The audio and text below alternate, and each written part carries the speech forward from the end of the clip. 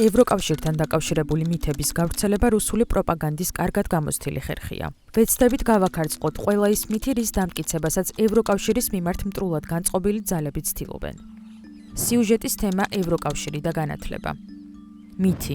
ევროკავშირში ინტეგრაციის პირობებში გაუქმდება ქართულ ენაზე სწავლება. წაგვართმევენ უფლებას ჩავატაროთ ეროვნული გამოცდები. უნივერსიტეტები დაკარგავენ დამოუკიდებლობას. ჩვენი უნივერსიტეტები დაკარგავენ ავტონომიას პირიქით, ღირებულება და ბოლონის პროცესის უმნიშვნელოვანესი მოთხოვნები არის, რომ უნივერსიტეტები უნდა იყოს დამოუკიდებელი ინსტიტუციურად, ფინანსურად და ასე ვთქვათ, პროგრამულად და ასევე თვითონ აკადემიური პერსონალი, აკადემიური თავისუფლება არის უმნიშვნელოვანესი ღირებულება. ნუ რა ვიცი ხა მე არ ვიცი საერთოდ ამ მითებს, მაგრამ ეხა ისეთებს ვისმენთ, რომ არ არის გამორიცხული, რომ ამასაც ვინმე ამბობდეს, მაგრამ ნუ ეს არის სრულიად საპირისპირო პირიქით, თუ კი მაგალითად აკადემიურ სფეროს შევეხებით და საუნივერსიტეტო განათლებას, თუ კი რამე ანიჭებს თავისუფლებას და თუ კი რამე უწყობს ხელს თავისუფლებას, თავისუფალ ურთიერთობებს, სამეცნიერო აზრის განვითარებას და ზოგადად ცოდნაზე დამყარებული საზოგადოების შექმნას, ეს არის სწორედ ევროკავშირი და ჩვენ თუ დღესაც თუ კი რამე გვაქვს საუნივერსიტეტო სამეცნიერო სფეროში განვითარებული, ესეც არის სწორედაც რომ ევროკავშირის დახმარებით და არა სამწუხაროდ ჩვენი ქვეყნის ხელისუფლების და ეხლანდელი ეგრეთ წოდებული ხელისუფლების დახმარებით დასავლური სამყაროს ღირებულებას წარმოადგენს ეროვნული ენა. და მაგალითად ჰუმბოლტიანური პრინციპი, რომ როდესაც ჯავახიშვილი აფუძნებდა თბილისის სახელმწიფო უნივერსიტეტს და ვიღაცები ამბობდნენ, რომ არა ქართულ ენაზე არ უნდა დააფუძნოს, რუსული უნდა იყოს და კავკასიური უნივერსიტეტი უნდა იყოს, ამბობდა, რომ არა, მნიშვნელოვანი არის, რომ საკუთარ ენაზე ვასწავლოთ, ეს არის ეროვნული ფასეულობა, იმიტომ რომ სამყაროს უნიკალური ხედვა არის ნებისმიერი ენა და არ უნდა დაიკარგოს და თუ ვინმე ზრუნავს ენების, ასე ვთქვათ, გადარჩენაზე, მათ შორის მცირე ენების გადარჩენაზე, რასაკვირველია, ეს არის დასავლური კულტურა და დასავლური ღირებულება, დასავლური ცივილიზაცია, ხო? თუ კი ენების განვითარებაზე არის ლაპარაკი, ხა ევროკავშირის ქვეყნებში ჩვენ ქვეყნები ვიცით, რომ ძალიან მრავალფეროვანი ენობრივი ჯგუფებია, იქ პირიქით საკუთარი ენის და თვითყოფადობის განვითარება ასეთი ტიპის მართლა პრეცედენტი არ ყოფილა არსად, რომ პირიქით ხდება რა, პირიქით უწყობენ მაგალითად ენების განვითარებას, მისი ტრადიციების შენარჩუნებას და ჩვენ ვიცით, რომ ევროკავშირის ძირითადი ბაზა არის განსხვავებულთა ერთობა და ამ განსხვავებულობას ძალიან უფრთხილდებიან.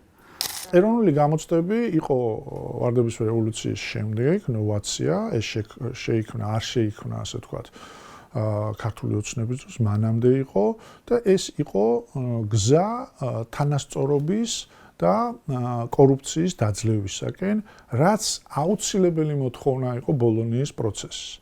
ეს პირიქით მოთხოვნათა შორის არის, რომ სწორედაც აი ამ გზით უნდა წასულიყავით. მითი. ევროინტეგრაციის პირობებში მხოლოდ ელიტარულ წრეებს ექნებათ ხარისხიან განათლებაზე წვდომა. ხარისხიან განათლებაზე, ხელმისაწვდომობაზე როცა ვლაპარაკობთ, არსად ისეთი თანასწორობა და ისეთი თანაბარი ხელმისაწვდომობა არ არის, როგორც ევროპაში. და დღესაც კი თუ ჩვენს სტუდენტებს, სკოლის მოსწავლეებს თუ მეცნიერებს ხელი მიუწვდებათ ხარისხიან განათლებაზე, მეცნიერებაზე და ასე შემდეგ, ზოგადად განათლების სფეროში ხელმისაწვდომობის საკითხი ევროპულ ცივილიზაციაში არის ყველაზე მნიშვნელოვანი და ყველაზე კარგად უზრუნველყოფილი.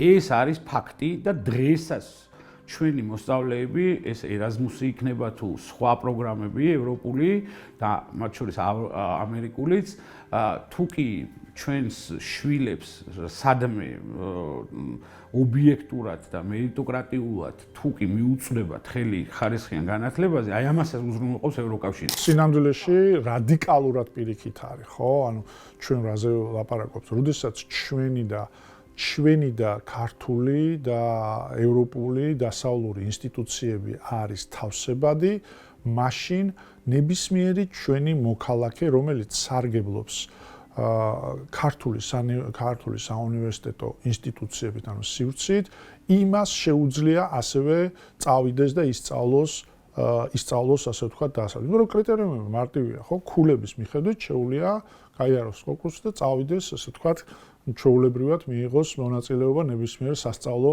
პროგრამაში, ხო?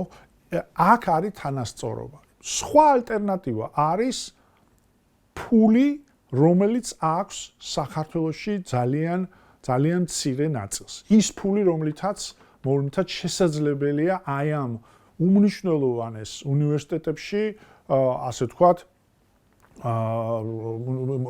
სწავლება, ხო? საკმაოდ დიდ ნაწილს ამ სიკეთისა დღესაც მოვიხვან და უკიდე უფრო მეტი იქნება, როდესაც ჩვენ კიდე უფრო მე განწევრიანებისკენ კიდე უფრო წინ წავთ. მაგალითად, თუ წევრები გავხდებით, ხო?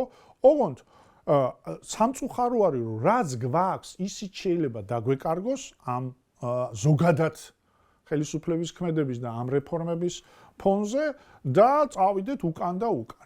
მითი ევროკავშირთან დაახლოება რიგით მოქალაქეს მაინც არ ადგება და არ წაადგება. აი რა მასშტაბებზე არის ლაპარაკი, როდესაც ვლაპარაკობთ, რომ სტუდენტები სწავლობენ დასავლეთში და ისინი ეს სტუდენტები სწავლობენ საქართველოს სახელმწიფო უნივერსიტეტებში, მაგალითად ერაზმუსის პროგრამა, ხო? დაახლოებით 13,000 სტუდენტი და პროფესორი არის ასე ვთქვათ მობილობით წასული, აკადემიური სემესტრი აქვს დახურული და ჩამოსული, ხო? აქედან 13,000-დან დაახლოებით 10,000 არიან სტუდენტები, ვინც წავიდნენ ერთი სემესტრი გაიარეს და ჩამოვიდნენ და პირდაპირ მოთხოვნა არის მნიშვნელოვანია ის, რომ მათ ფაქტობრივად ჩვენ ერთმანეთის პროგრამები ვაღიაროთ, ხო?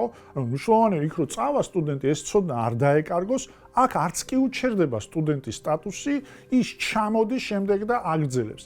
და ერთი მხრივ ეს არის მნიშვნელოვანი, რომ სხვა გამოცდილება, სხვა უნივერსიტეტს ნახულობს და მეორე არის მნიშვნელოვანი, ის ჩამოდის და ასე ვთქვათ, ასეთი სტუდენტი სულიად სხვა გამოცდილებით არის უკვე ჩვენი ნაწილი, როდესაც ჩვენთან შემოდის ლექციებზე, ეს არის სულიად სხვა გამოცდილება ასევე ჩვენთან. მხოლოდ ილიანონი რო ავიღოთ ბოლო წლების განმავლობაში 500-ზე მეტი არის წასული ბაკალავრიატში სასწავლებლად ერთი სემესტრი, 500-ზე მეტი არის წასული მაგისტრატურაში და მაგის დაახლოებით 200-მდე არის, ვინც დოქტორანტურაში არის წასული ამ პროგრამით, მაგრამ ძალიან საინტერესოა, რომ გამოცდილებას არა ისინი და ჩვენი აკადემიური პერსონალი მიდის და კითხულობს იქ ლექციებს, ისინი ჩამოდიან აქ და ძალიან მნიშვნელოვანია, რომ ეს არის უკვე ის სივრცე, რომელიც აღიარებულია და სადაც ჩამოდიან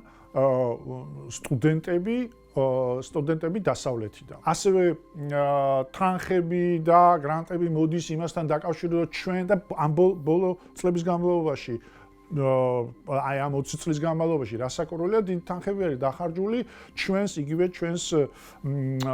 ინფრასტრუქტურის განვითარებაზე, ლაბორატორიების განვითარებაზე, ბიბლიოთეკის განვითარებაზე, წიგნების შეძენაზე, თარგმანებზე, უამრავი თარგმანია სწორედ ამ პროგრამით, რომ ეს სახელმძღვანელოები ვაკლიაო, ასე ვთქვათ, კობახიძე მაცხვა და ამ მიმართულებით მართლა ძალიან ბევრი არის, ძალიან ბევრი ქვეყანა გვეხმარება, იმით რომ სწორედ სახელმძღვანელოების თარგმნა და ახლის შექმნაში არსებობს, ასე ვთქვათ, გარკვეული დახმარება.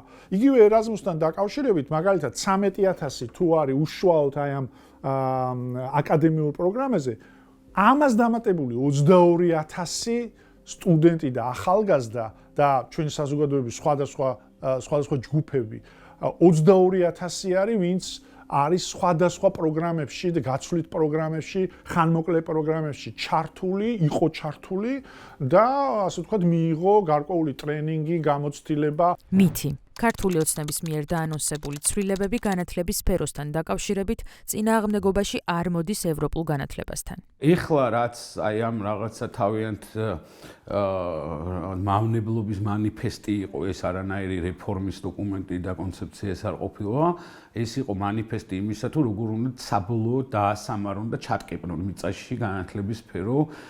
ერთი სიტყვით იყო ნახსენები ზოგადი განათლება და ისეთი რაღაც თქვეს, რომ ეს 11 წლიანზე გადასვლა, რომ აბსოლუტურად ერთი წინადადებაში დაანგრიეს მთელი ზოგადი განათლება, უმაღლესი განათლების მიმართულების რაც თქვეს, ეს ნიშნავს უმაღლესი განათლების არსის საერთოდ ყოფას და მხოლოდ რაღაცა ფასადურად ეგრეთ წოდებული რაღაცა სიმულაციას უმაღლესი განათლების, იმიტომ რომ შენ თუ აკადემიური თავისუფლება არ გაქვს, შენ თუ ავტონომიურობა არ გაქვს, შენ თუ სამეცნიერო კონტაქტები არ გაქვს, რასაც ესენი გვაკარგინებენ, ხო? თუნდაც აი ამ ერაზმუსის ეხა თვითონ მათ თქვეს, რომ ჯერჯერობით საქართველოს მოქალაქეებს ისევ დაეხმარებიან, რომ ეს გაცვლითი პროგრამები იყოს, რომ ჩვენ არ დავიჩაგროთ, მაგრამ სახელმწიფოსთან ესენი აღარ ურთიერთობენ, იმიტომ რომ ის კანონები, ის ქცევა, ის რეპრესიები, რაც ამათმა გააკეთეს, ეხა ეს ცივილიზებული სამყაროსთვის ეხა არის ნონსენსი, ჩვენ უბრალოდ ჩახარშულები ვართ აქ და ისე ყოველდღიურად, ისეთ რაღაცეებში გვაცხოვრებენ, რომ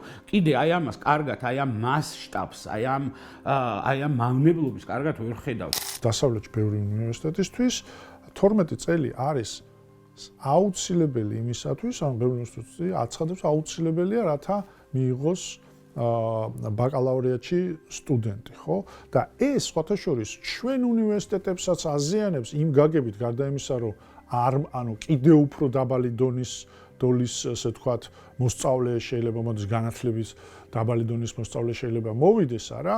აზიანებს გარდა ამისა იმ პროგრამებსაც არათავსებად ხსნის გარკვეულწილად. იმიტომ რომ დღეს როდესაც სტუდენტი მიდის აქ, იქ ფორმალურად მაინც იმას 12 წელი ასე ვთქვათ, სკოლაში აქვს დასწავლი, სწავლობს უნივერსიტეტში და ამ პროგრამაში მონაწილეობს, ხო?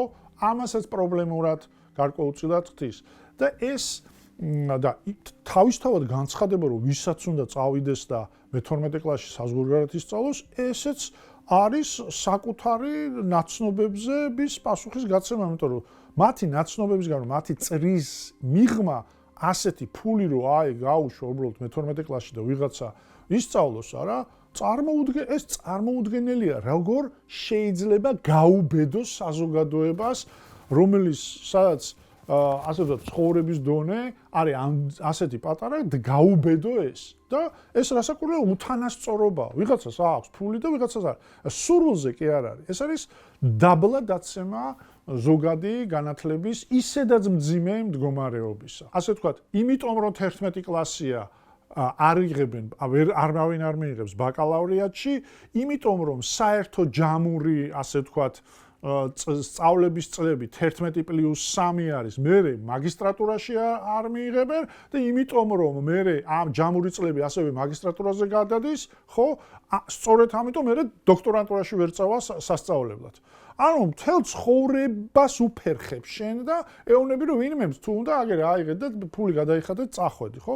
არა თავსებაც ხდიან ევროპულ განათლებასთან და კიდევ უფრო მეტ ბარიერს აჩენენ იმისას, რომ ჩვეულებრივმა ადამიანებმა, რიგითმა მოქალაქეებმა ამ ქვეყნის, რაც არის ყველაზე დიდი ნაწილი ამ ჩვენი საზოგადოების, მათ ჰქონდეთ წრომა და ხელმისაწვდომობა ხარისხიან განათლებაზე და ევროპულ განათლებაზე, მაგრამ ეს ფანჯარაც უნდათ რომ ამოქოლონ და ამას ძალიან მიზანმიმართულად აკეთებენ, იმიტომ რომ ჩვენ მოგვაქციონ იზოლაციაში, თლიანად ცივილიზებული სამყაროსგან მოგწყვიტონ, მაგრამ ამას აკეთებენ ძალიან თანმიმდევრულად და მეთოდურად. რომ მოგწყვიტონ თლიანად, აი ხა განათლების ჯერი დადგა, შემდეგ ბიზნესზე გადავლენ, ბოლოს ესეა ხოლმე რა, ესე ქრესტომატიულად ეს ქრონოლოგია ყველა ტოტალიტარულ ქვეყანაში ესე არის. ერთი ქალაქი, ერთი ფაკულტეტი ნიშნავს უნივერსიტეტების გრევის გამოცხადებულ ქრონიკას რა. მარტივად რომ ვთქვათ, თბილისში მარტივად, ხო? თბილისში არის 3 დიდი უნივერსიტეტი, სადაც მაგალითად იურიდიული ან ბიზნეს ადმინისტრირება ან სამედიცინო ან ტექნიკური ასე ვთქვათ დარგები არის 3 უნივერსიტეტში, ხო? ეს უნივერსიტეტები დაახლოებით დაახლოებით წელიწადში იყვანენ 6000, თბილისის სახელმწიფო უნივერსიტეტი 6000-ზე მეც იყვანს და ილიას სახელმწიფო უნივერსიტეტი და ტექნიკური 4000. როგორც კი ეს აქ შეიკვეცება, არა ეს ასე ვთქვათ, ეს პროგრამები, ხო? მაგალითად იურიდიული პროგრამა. თუ შეიკვეცება, ეს ნიშნავს იმას, რომ დანარჩენ უნივერსიტეტში ეს არ იქნება. ეს ნიშნავს ასე ვთქვათ, არჩევანის შეზღუდვას. თუ სიტყვაზე სტუდენტს შეეძლო დაახლოებით 1500 იყო ადგილი სამ უნივერსიტეტში, ორ უნივერსიტეტში თუ დააკვდა 500 ადგილი არის ერთ უნივერსიტეტში. ამის შემდეგ სად მედის ახალგაზრდა. ახალგაზრდა შეიძლება მხოლოდ არჩევანი შეიძლება გააკეთოს შემდეგ კერძო უნივერსიტეტზე, სადაც რასაკვირველია გადასახადი არის გაცილებით მეტი. ანუ ეს ანგრევს უნივერსიტეტს, ეს უზღუდავს არჩევანის თავისუფლებას სტუდენტს, ეს მეტ გადასახადს აკისრებს სტუდენტს და ეს ამცირებს და ეს საფრთხეს უქმნის პროფესორებს, რომლებიც ამ უნივერსიტეტებში ასწავლიან, ანუ პრობლემას უქმნის საფრთხეს ქმნის დიდი შემცირებების. როდესაც ვამბობთ, რომ ჩვენი ინტეგრაცია უნდა მოხდეს ევროკავშირში და ევროპასთან, ეს ნიშნავს უნივერსიტეტები ნაწილობრივ არიან უკვე აი ამ სისტემის ნაწილი და ეს ნიშნავს მეტ ხარისხს უნივერსიტეტებისა. ეს ნიშნავს გარკვეულწილად თანასწორობის სივრცეს, იმიტომ რომ ძალიან ბევრ ადამიანს მიეცემა საშუალება ისწავლოს მაღალი ხარისხის უნივერსიტეტში და ასევე სურვილის შემთხვევაში წავიდეს და ნახოს მიიღოს იქაც გამოცდილება და ისწავლოს. ეს არის თავისუფლების სივრცე. თავისუფლების სივრცე არის უნივერსიტეტების არ არსებობს თავისუფლების გარეშე. თავისუფლების გარეშე უნივერსიტეტი კვდება. მეცნიერული შრომა კვდება. და რასაკვირველია, დასავლური განათლება და დასავლური ტიპის ინსტიტუცია, რომელსაც წარმოადგენს უნივერსიტეტი, ეს არის გზა თავისუფლებისკენ, გზა ნორმალური სავსე ცხოვრებისკენ.